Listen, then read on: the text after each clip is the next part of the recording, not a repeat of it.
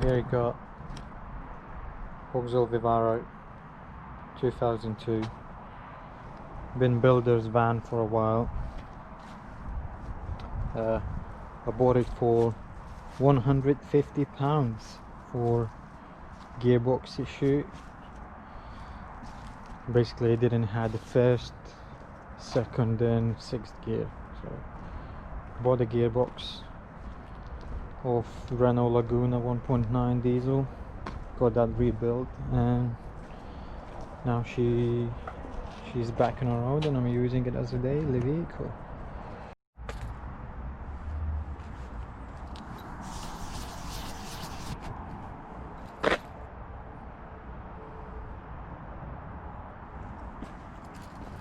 Alright, so a couple hours later, nearly ready to go to work, but camera crash. Well, SD card crashed about an hour ago.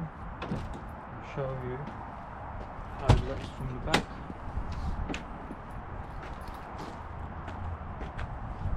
So, as you can see, also sort of rubbish underneath of storage.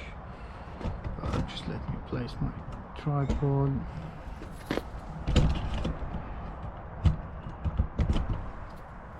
Here we go. As you can see, we got cupboards. This one will be for all sort of items like a jack stand and tools, probably if I need them on a move. Middle section will be for a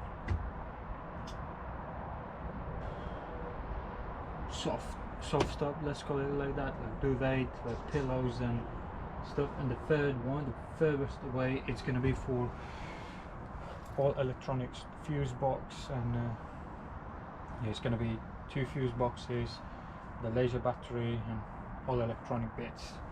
Up here we've got another storage area, which I haven't decided for what, but it's going to be separated, and I'm going to have something which I don't know yet. Doors are operated very simply. This door got absolutely nothing, like just to keep it tidy as possible. This door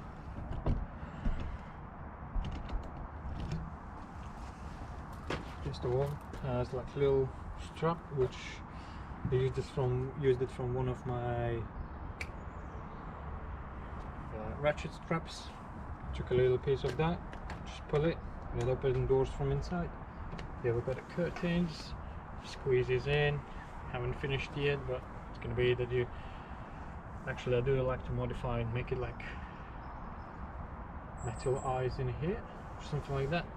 Keep it easier to make it easier to operate, and then it's going to squeeze in. They'll catch in here.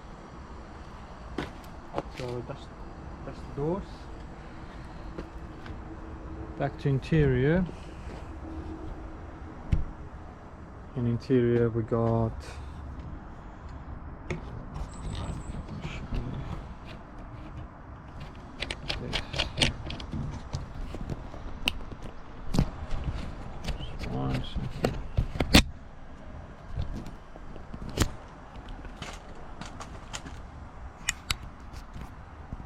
back to interior, we got kitchen area, tiles, we got LEDs, 6 in total, and we got most important thing, the bed. Bed is single at the moment, and it pulls out into double bed.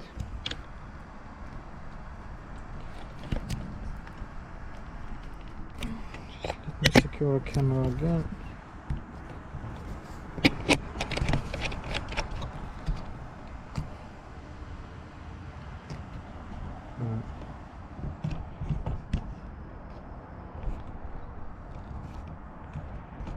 Having some issues with the camera, 1 second.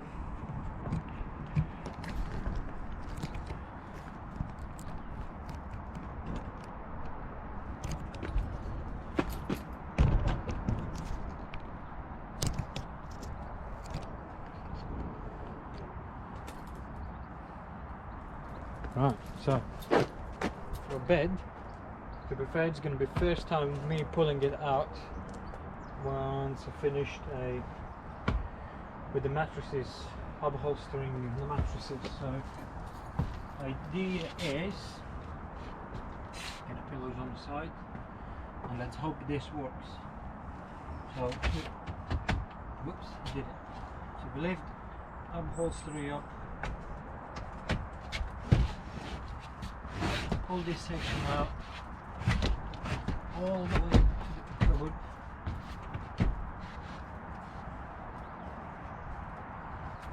Yeah. Then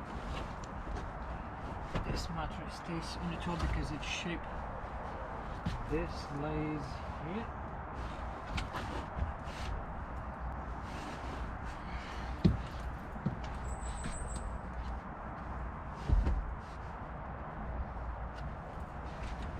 As you can see, it's a very snug fit.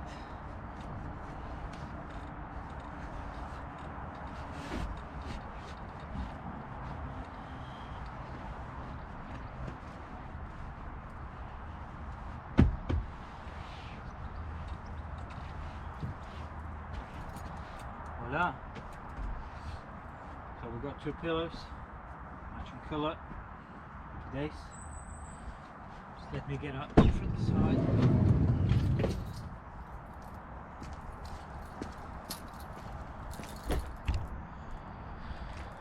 Right, so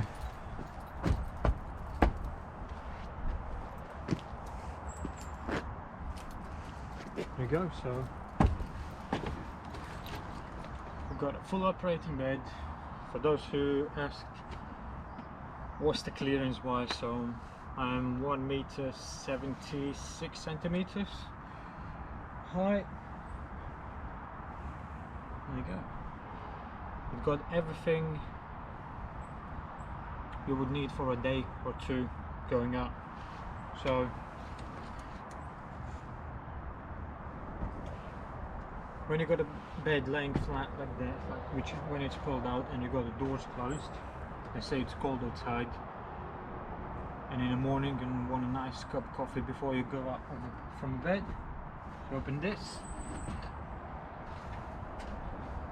pull the stove out, probably gonna get some little camping kettle, like 1 liter or so, stick here as well, make some cup of tea, coffee, ready for rock and roll in the next day.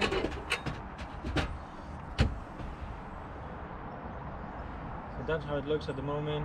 A lot of work to do. Fortunately, put myself together to start making the videos just now. I wish I've done it from the beginning so you could see not only from the pictures how bad it looked when I've just got it and where we are now. So let's try to put it back together.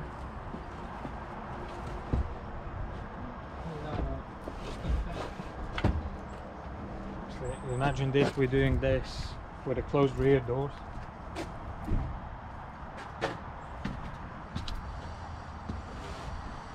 So stuff that in.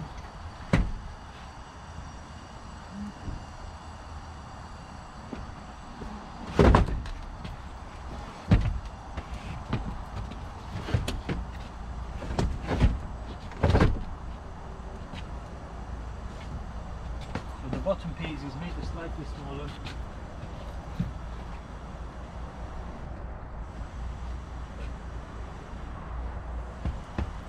There we go.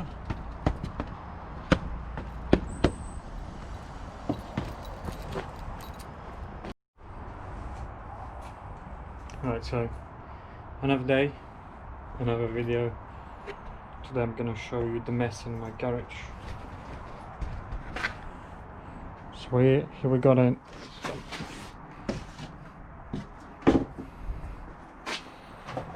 Bmw X5 Seats and foams, which we're gonna use in the future for front seats. It's my motorbike. But going closer to this mess, we got front panel where we're going to position 4 switches for our lights, already pre-made and countersunk the holes for like tiny screws, which we're going to use it to screw to the panel. But now we're going to measure the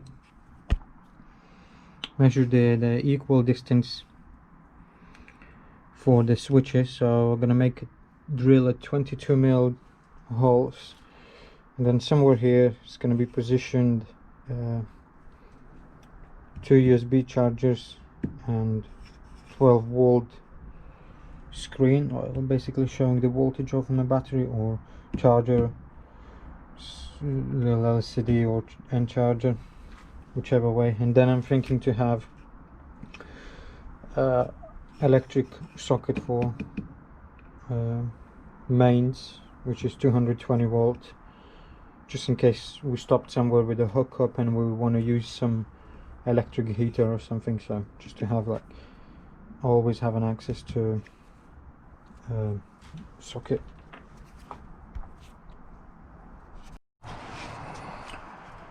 So probably what you already noticed, as my garage, same as a van as well, they are very messy, just because I can't really be asked to clean every time we're finished, knowing that I'm gonna work after a couple hours of working next morning.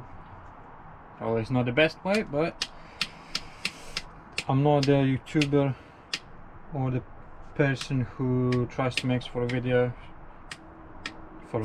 like for a living or whatever.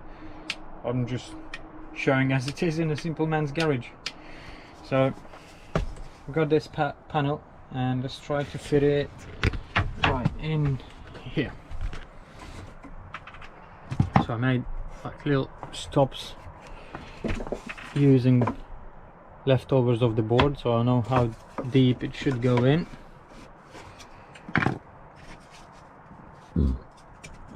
Now let's try to fit.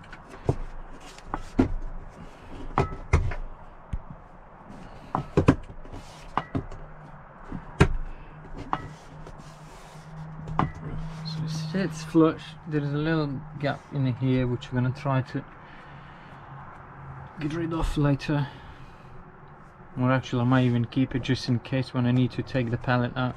I could use some like access where to stick a screwdriver in, because later there's going to be side panel as well. So we got a few more switches, just to try to put them in.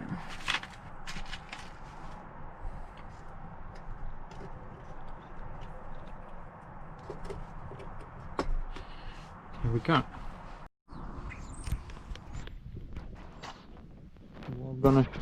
What I want to show you today is yesterday's work.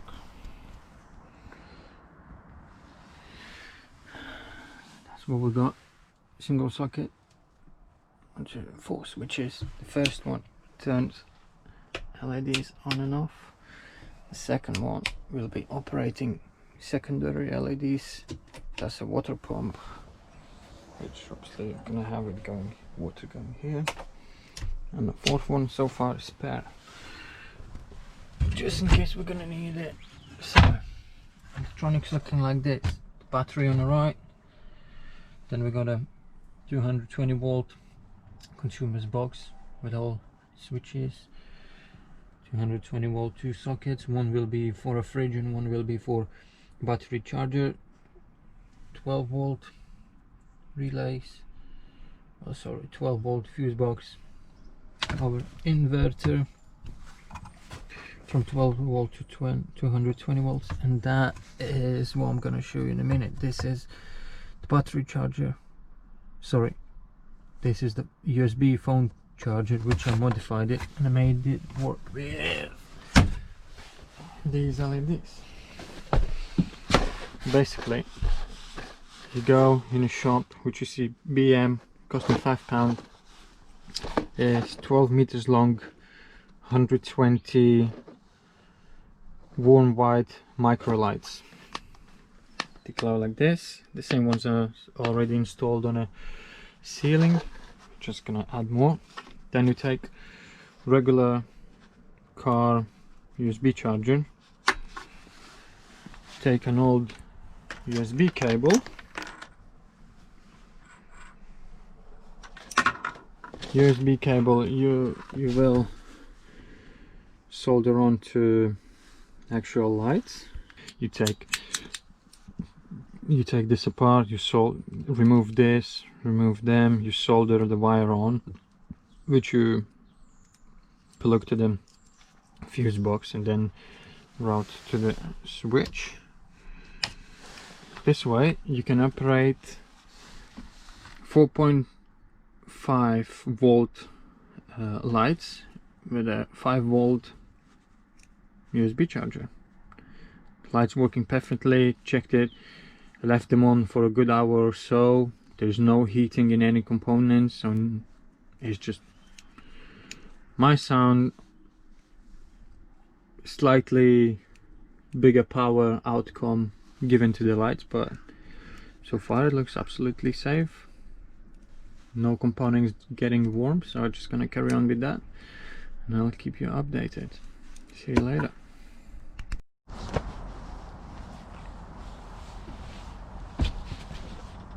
Well guys, that's all what we've got for this week. You probably don't see me, but let the magic begin. Look at the warm lights, and then we've got a daylight. 6 LEDs, plenty of light. If that's too much, with the warm lights on for nice and cozy evenings. See you next time.